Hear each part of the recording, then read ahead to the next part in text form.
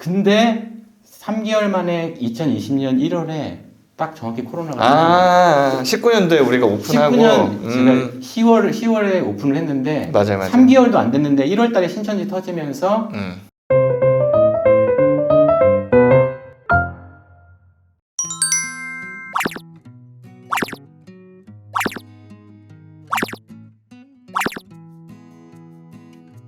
안녕하세요. 김민상 변호사입니다. 인사하시죠. 네, 안녕하세요. 인천에 거주하고 있는 40대 중반의 자영업과 강사 일을 하고 있는 남성입니다. 알겠습니다. 일단 그 선생님 우리 사전에 이런저런 얘기하면서 네. 많은 일들을 그 얘기들을 했단 말이죠. 네. 그죠? 그 결과적으로 좀 특이점들이 있는데 사실 네. 우리 그 일처리에 대한 컴플레인도 얘기를 하셔가지고 그것도 어떤 건지 좀 이따 알아보고 네. 그 다음에 채무액 뭐 요것도 한번 알아보고 그 다음에 우리가 개인 사업을 하는 게 여러 개가 있잖아요. 네. 네, 뭐 임대업도 하시고 네. 음식점도 하시고 네. 학원도 운영하시고 거기에 소득이 어떻게 또 산정됐는지 그것도 한번 알아보고 어쨌든 개인회생 결과를 저희가 보면 네네. 선생님의 채무가 총 얼마였어요? 총 한 3억 3천 정도 되는 것 같아요. 그죠? 그러면 우리가 이 3억 3천의 빚 중에 네네. 얼마를 갚게 되는 거죠? 5,700만 원 정도로 알고 있습니다. 그죠? 네. 그렇게 치면 네. 사실은 총 채무액 대비 변제율만 봤을 때는 네. 사실은 한 30%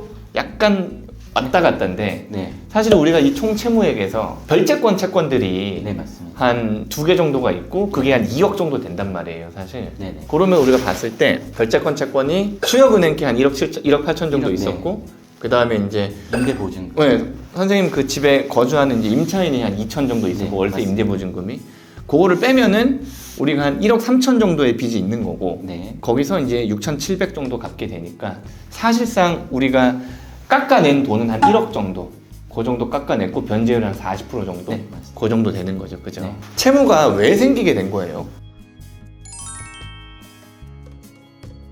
그러니까 2019년에 네.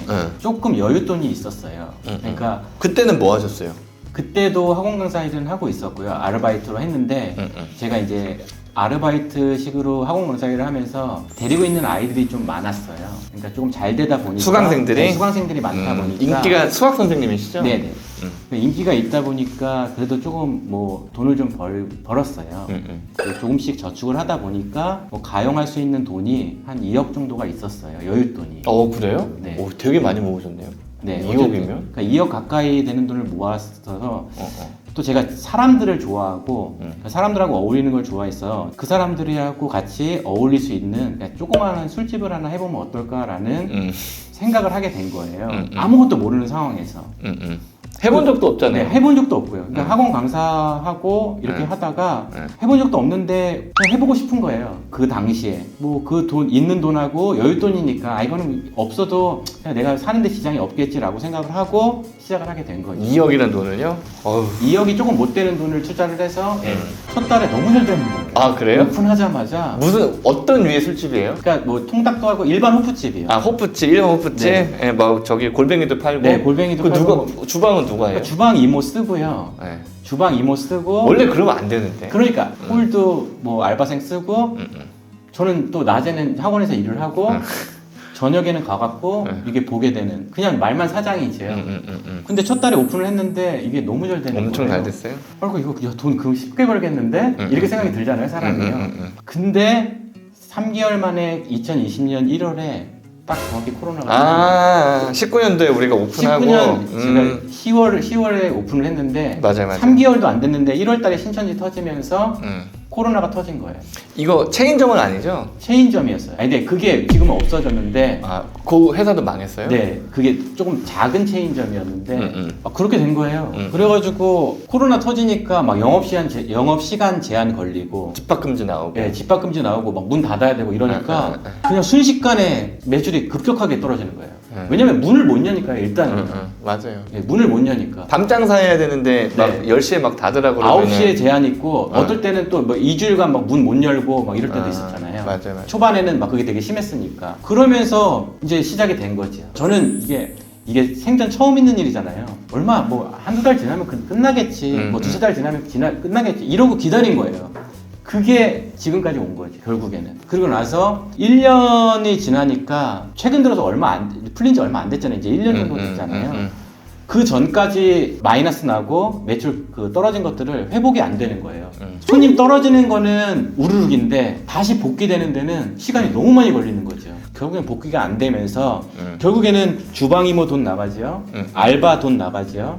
그다음에 뭐 월세며 아니면 뭐 전기세며 뭐 공과금이며 이런 거 나가잖아요. 그런 것들이 감당이 안 되기 시작한 거죠. 그러면서부터 빚이 생기기 시작한 거예요.